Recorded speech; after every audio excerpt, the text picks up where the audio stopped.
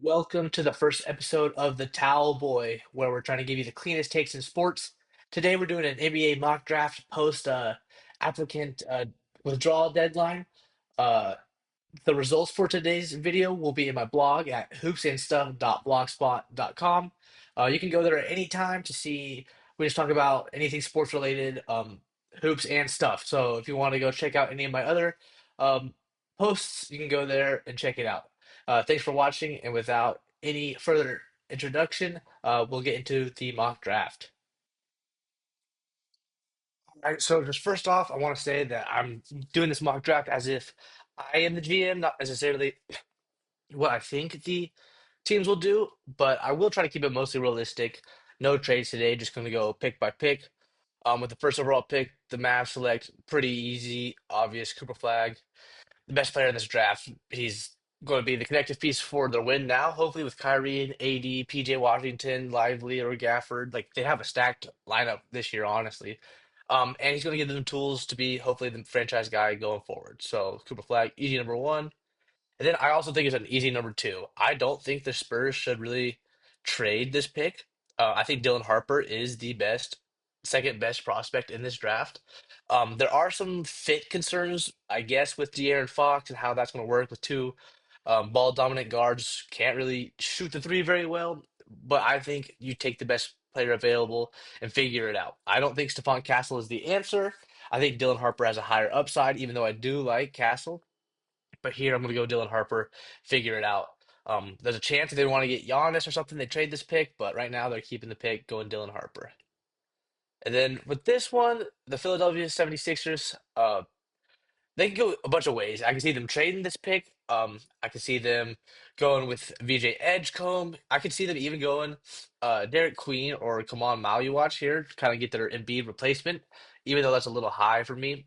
But personally, I think the pick here is still going to be Ace Bailey. I know there's efficiency concerns. There's concerns with shot selection. He came in a lot shorter than the 6'10 he's listed as at Rutgers, but I think Ace, his shot making upside is really intriguing. And I think if they keep Paul George as a mentor for Ace Bailey is really exciting to get a shot making wing who, if he can buy into being a connective piece right now, could be really dangerous. They should compete. And he could be a high upside star, I think, along Tyrese Maxey, Jared McCain, someone to build around in the future. And then this one is an awesome pick for me. I think VJ Edgecombe is the perfect connecting piece in between LaMelo and Brandon Miller. He doesn't have to be a ball dominant with LaMelo there, but he can take some of that pressure off of LaMelo. So the usage rate for LaMelo is going to go down a little bit, which will hopefully lead to less injuries. I think they need perimeter defense. He's going to be a great defender. He's shown later in the season that he can shoot better. Um, he's a good defender. Can defend, I think, one through three. I think he's going to be a great piece because they just need better, smart basketball players, and I think Edgecombe fits that bill quite nicely. And here is where the draft I think gets a little bit funny, a little bit funky. The Jazz, they need just about everything, honestly. If we look at their current roster right now over here, they have a lot of guys, not a lot of guys I would want to build around. I think Sexton is a great player. He should go to a contender. I think Collins and Markkinen are probably also on the market at least. Same with Clarkson. Cody Williams, I hated that draft pick last year. He was a very bad rookie. Hendricks, I don't have a ton of hope for. I think George can be an okay player. Um, Filipowski, Kessler, and Collier are the three I would build around the most, but none of those three are you really that excited about. They've wanted to trade Kessler, it seems like the last couple of years. So I'm going to go off of that thinking that they still want to get rid of Kessler. Filipowski might be playing more of the four. With this pick, I'm going to go come on Maluach. I'm really high on Maluach. I think he can be a really good rim running big, great defensive presence. And if you keep Kessler, you can have a huge um, front court with Maluach and Kessler. Defensive stalwarts. He does have some raw aspects to his game, but he's been playing basketball not that long, so I think um, he's a project pick, I guess per se. But at this number five, I don't know what else you would take if you're the Jazz. Maybe Trey Johnson or Kasparis Yakuchonis, another guard, but. if you want to see what you have with Collier and if you believe in George, I think you go with the Maluach route here. And then with the next pick, we got the Wizards, who are another team who are just in desperate need of good players. Um, I like Middleton as a mentor role. Jordan Poole, he still has some game somewhere. I think they could probably get some assets for him. Brogdon and Smart aren't part of your future at all. So really, you got Alex Sarr as a building block. You got Koulibaly as a building block. I think Carrington showed some stuff, but he's more of a two guard. George more of a wing. I also don't think either one of those guys are going to stop you from taking who you think is the guy. So with this pick, I think that they're going to go Trey Johnson, tough shot maker. I've got a lot of question marks with his like hip mobility, his explosiveness, but uh the dude can make buckets. They need a shot maker a la Jordan Poole, but just better than Jordan Poole, hopefully. 6'6". Like I said, I have questions with his explosiveness, like laterally and moving, but he's got the vertical. He's got other tools, and he can just hit tough shots. We saw that he carried this Texas team with pretty much no offensive support, it felt like at times this year. He will make shots, he will score a lot. I bet his efficiency will be rough the first couple of years, but he's someone I think you can build around as a building block piece. Have Alex R. and Koulibaly be the defensive threats. Trey Johnson be your offensive go-to guy here with the Wizards pick. Then with the next pick, the Pelicans. They're in a tough spot. Do they want to win now? Do they want to blow it up? Uh, what's going on with Zion? That was a huge thing that came out yesterday, the news. We'll have to wait and see. Even before that, he was a big question mark if they were going to keep him. Um, DeJounte Murray, they made the big trade towards Achilles, will be out at least half the year next year. CJ is close to done. Herb Jones and Trey Murphy are great players, but they're probably going to. I bet one of them might be moved this offseason. Um, so here, I think you might just want to go best player available. And with this fit and what how the board has fallen a little bit, I think I would go Derek Queen here, give him some offensive juice at the center position. Like I said, I don't think Eve Misi is necessarily your long-term answer. He could be a good player, but I don't think he's a piece. Derek Queen gives you some offensive capability, and if Zion stays, this could be a really fun playmaking front court. So here I'm going to go Derek Queen with the seventh overall pick. And then we got the Nets. They have a plethora of picks here at with the eighth pick. I would be looking point guard more than anything.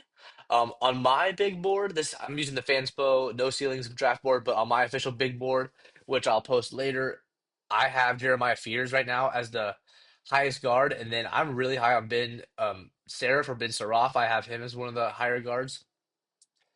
Um, so right now I'd probably be between Yakuchonis and Jeremiah Fears. Um, Colin Knipple's probably the best player, I think, here, but I will if I'm the Nets, I'm trying to go upside, upside, upside. And I think Jeremiah Fears is where I would lean here. He's gonna be your lead guard. I'm really impressed with what he can do in the pick and roll. Um, as one of the youngest players in the draft class, he needs to work on strength. He needs to work on finishing. His outside shot isn't the perfect, so obviously it sounds like there's a lot to work on there. But I think his upside is really, really high. I think he sees the game at an elite level, and I think that gives you a building block for the future. Because the Nets, I don't think they have a bunch of cornerstone guys. They have some good players like Cam Johnson, Nick Claxton. What do you want to do with them? Do you want to sell, try to rebuild? That's what I would do. So here I'm going upside Jeremiah Fears point guard. And then that takes us to the Raptors. I think they're pretty pissed with how the board has fallen. They wanted one of the centers, the top centers with Derek Queen or Kamal Maluach. I think this is a little high for Thomas Sorber or Behringer. Condon is going back to school, so he's not a pick here. Um, do you have a true ball handler here? Is kind of what I'm thinking. Do you have Emmanuel quickly? Then other than that, what do you really have? Jamal Shed is a good player. I think he's a good role player. Um, I think RJ Barrett slides into two. Obviously, it's not going to be Jared Rhoden here.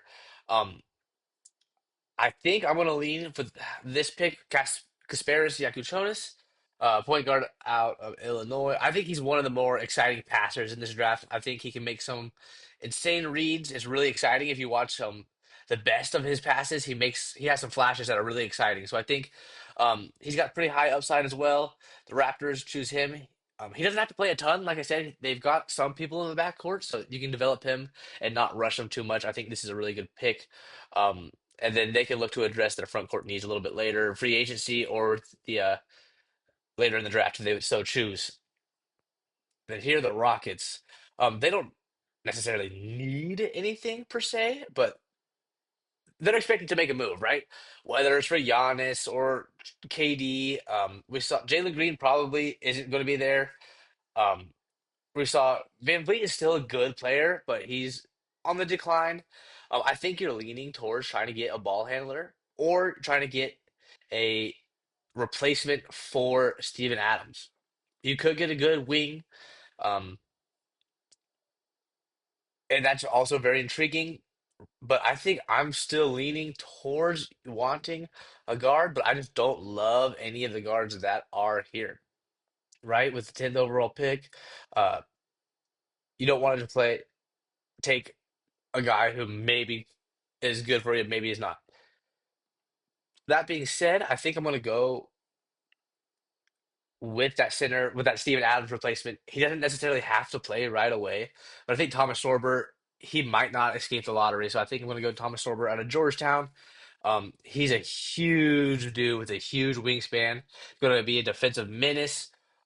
Also super young. He might have gone back to school, but decided to stay in the draft. This is a really good fit. Doesn't have to play. Like I said, they're super deep. Doesn't have to play right away. Can develop him into being a um, really good center here. And then next up, we have the Portland Trail Blazers, who they also, with the 11th overall pick, they kind of got screwed a little bit. I feel like they would want to be a little bit higher with their skill. Um, I think this one they're going to go best player available, and I think that's Colin Knippel. I bet you that one of the Simons or the Sharps are going to be gone. I think most likely Anthony Simons is traded away. Um, then they just need more good winning players on the wing position. Knipple could play, I think, 1 through 3. He has athleticism concerns, but he's a super smart player, underrated playmaker, not as big of a liability on defense as some thought. He's going to be an elite shooter for that team. You got Scoot, you got Knipple, you got Klingon. You got some really exciting pieces here. I think they wouldn't be too upset with this pick right here. And then we got the Bulls. The Bulls need help with everything, pretty much all across the board. So I am the highest. I'm higher than consensus on Asa Newell here. So I'm really considering that if he's going to be your forward center replacement. Um, I don't think I would, but if I had to guess, they're going to throw Josh Giddey a bag. They'll have him. They'll have uh, Desumu is still there. Kobe White is going to want some money later on. Um, so they might think they have their backcourt set. I'm gonna go with Asa Newell here.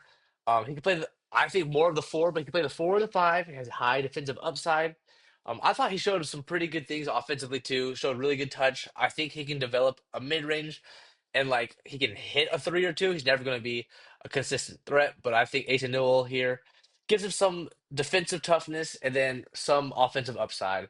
With the Bulls, you need young pieces that you're going to be excited about. I think Newell can be one of those. And then the Hawks, I like the fit here. You could go center, Capella replacement. I'm going to go with Colin Murray Boyles, who might be the best defender in this draft class. Pairing him alongside Jalen Johnson and Zachary Risachet, they're loading up on versatile long wings. I think this is a really fun fit. Murray Boyles wouldn't really be asked to do a whole lot offensively, as there's a lot he needs to get better at offensively. So this is a really good fit here. Really good pick. I like this a lot. And the Spurs, they got Dylan Harper earlier. And then they need shooting. They need an upside. Take a swing. I like Noah Essengay a lot. But here with this pick, I'm gonna try to go with more shooting surrounding Wimby, Fox, Harper. We talked about the shooting concerns. I'm gonna go Carter Bryant here, another super young prospect. His stats won't jump off the page for you, but he didn't really have a high usage. And when he was in the game for the Wildcats, he showed a lot. He can defend. 2 through 5, probably, maybe not 5, maybe small ball 5. He can shoot lights out. He can shoot really well. He's going to give you high upside to develop, while I think being able to contribute on the court right away in short bursts. So I think Carter Bryant is an awesome pick here for the Spurs to end the lottery. So now we're going to move outside the lottery. The rich get richer here with the Oklahoma City Thunder. I'm going to take probably just the most NBA ready, maybe prospect in this whole thing, other than Cooper Flag or the top picks. I'm gonna go Neat Clifford. He can one of those other plug and play wings that the Thunder always seem to have. Going to go right in and contribute to a winning, and then trying to create their dynasty, right? And then we got the Orlando Magic. I think they need some backcourt help. So you got Yegor Dimon. He's lower on my board. I think, especially for the Magic trying to win now, you're not going to want to go Yegor Dimon. So for me, it's between Chase Richardson or Ben Seraph. I'm higher on Seraph than I am Richardson. Now I know that's against consensus, but I'm gonna say it right now. I think Ben Seraph is a top 10 prospect in this draft class. But I do think Jace Richardson has a higher shooting upside.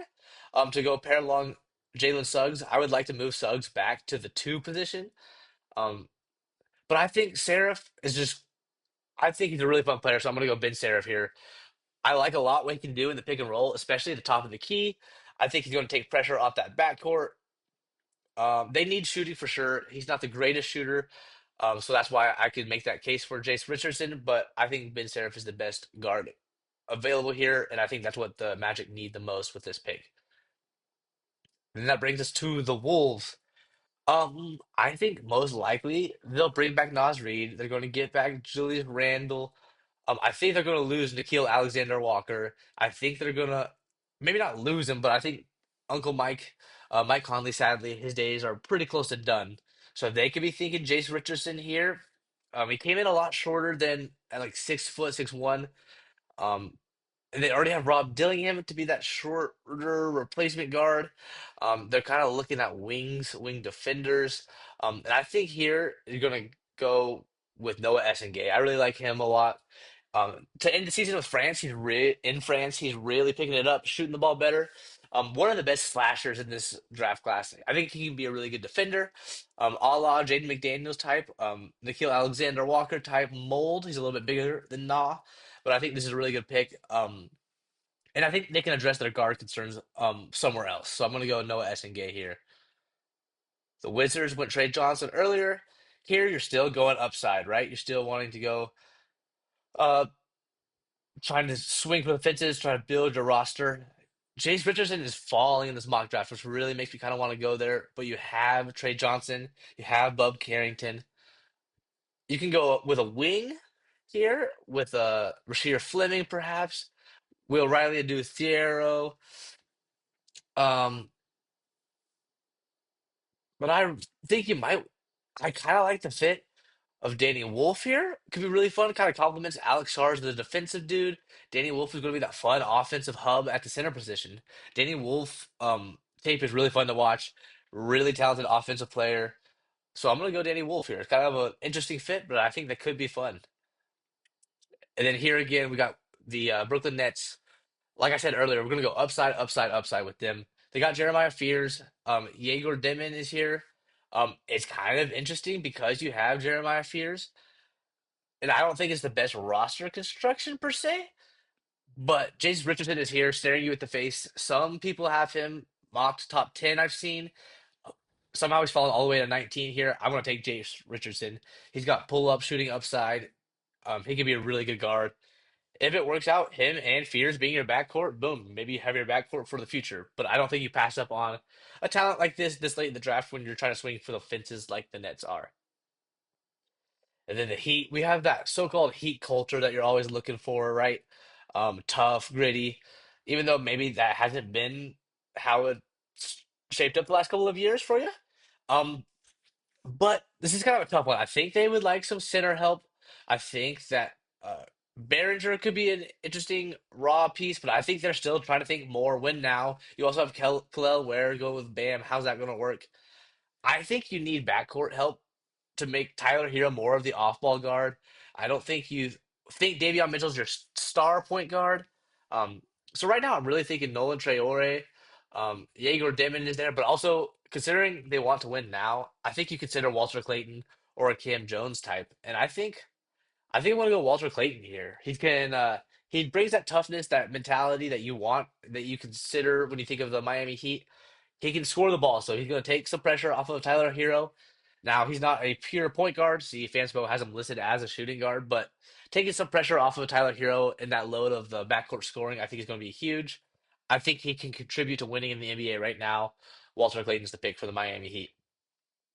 Then we got the Jazz again. We went Maui watch. We might go keep him in state here, I think. High upside. He's fallen a little bit. Jaeger Dimon. Um, I said Yaku Chonas might be the best passer, but Jaeger Dimon um, is also fighting for that spot. He's got a lot of things to work on. Super raw. Um, that's why he's fallen down this board quite a bit.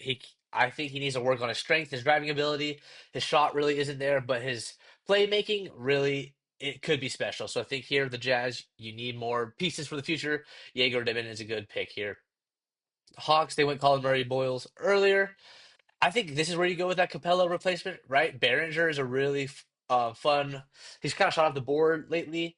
Really high upside, athletic, rim running big. Hansen Yang has really gone up the board. I don't know if No Ceilings will be updated now, but Niederhauser from Penn State is also flown up the board. I don't think he'll quite be this high. Um, but I think getting a lob threat could be really interesting here. Um, with Behringer. See, I think Rasheer Fleming could get you some more shooting. We go with that with those wings here. We could do with Colin Murray Boyles. But I think I'm gonna go Joan Behringer here. He's got kind of raw, but I think he could be a really good Capella replacement in the future. Lob threat for Trey Young. Super young, one of the youngest players in this draft. And I think he's got really high potential to be a rim running big. I think he's got more offensively than some people give him credit for.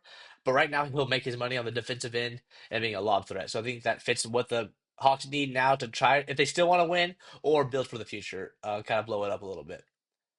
The Pacers here go are just another insane run here in the postseason. Um, I think I'm probably gonna go. You're not sure if Jarris Walker is the dude. You're not sure if Benedict Mathurin really is the guy. Um, I would love another backcourt mate for to back up Tyrese Halliburton. So I think Nimhard, Halliburton, and then another dude off the bench once McConnell maybe and gone eventually. But then again, Will Riley could be one of those wings, just plug and play type of wing.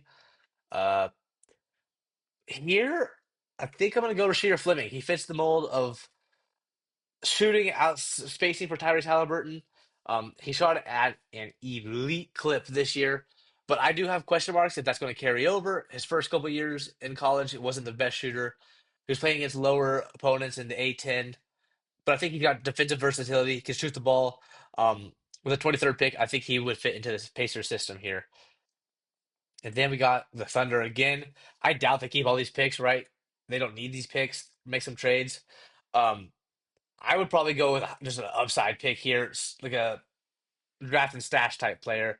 I think Liam McNeely could be that player. I'm not really that high on McNeely coming off of his season. I know he was injured, but he showed me a lot of room to grow, right? But his high school, he's one of the top high school recruits, supposedly can shoot, and then the Thunder don't need him to play right away, right? He can learn on the bench a couple of years, a year, or could come in. McNeely would fall to the Thunder. The rich get richer, right? And the Magic, we went bench Seraph here. Then I think you could still, I could consider Nolan Traore, another guard here. Um, you go wing players, Cedric Coward, a lot of people like. Um, but you need shooting, shooting, shooting, right? I love Adu Thiero. Is he the best shooter left? Probably not, right? I'm thinking right now it's between Will Riley or Cam Jones. And I think if you're going to want to give Anthony Black one more chance or Jet Howard to be the guy, you would go Cam Jones. But I think I'm going to go Will Riley here. I'm not super high on Will Riley compared to some people I've seen have him as a top 15 prospect. I think he's got a ways to go, but I think he does have shot making and shooting upside. Magic need more shooters on the wing. Good size, Will Riley to the Orlando Magic here. Then the Nets. Here, I love this pick. I love this fit. Adu Tiero, out of Arkansas, maybe the best athlete in this class. I think he's got a lot more offensive potential than people are giving him credit for. A great wing player that they need some better wing players. They've gone for high upside with the first couple picks. They're going for a surefire. I think he's going to be ready to play in the NBA day one. I think this is a great pick. Adu Thiero from Arkansas going to Brooklyn. And then back to back Brooklyn picks. This is another guard I would consider as Nolan Traore. Um, but do you really want to go three guards? Kind of might ruin their um, development, right? So you could go Maxime Reynaud or Ryan Kalkbrenner, who are more NBA ready now, I think. But been predicting it this whole time. You want to go with high upside. I think Hansen Yang had a really good um, combine. He's a really interesting offensive minded big man at 7'1". He moves pretty good. He moves good laterally. I don't know if downhill he'll probably get taken advantage of with his size, but he can pass the ball pretty well. I think he's got high upside on the offensive end, and he's different. If you do want to keep the Dayron Sharp, Nick Claxton, he offers more of an offensive versatility. So I think another upside pick here, Hansen Yang going to the Brooklyn Nets here. And then we got the Celtics. They're looking for more win now. A lot of rumors swirling around of trading Jalen Brown, maybe Derek White or Kristaps Porzingis, Drew Holiday to try to avoid the penalties with the apron and everything.